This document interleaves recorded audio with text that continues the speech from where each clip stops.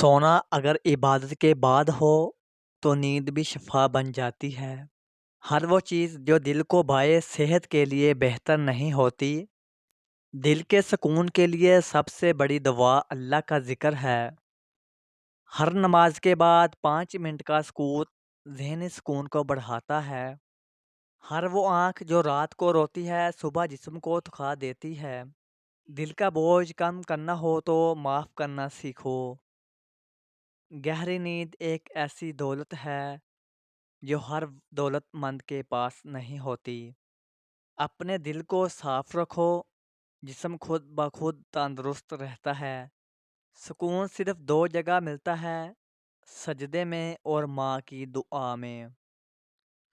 وہ لوگ زیادہ بیمار ہوتے ہیں جو دل کی بات دل میں رکھتے ہیں۔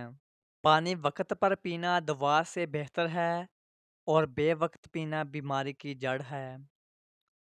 ذہنی سکون وہ دوا ہے جو کسی دوا خانے سے نہیں ملتی۔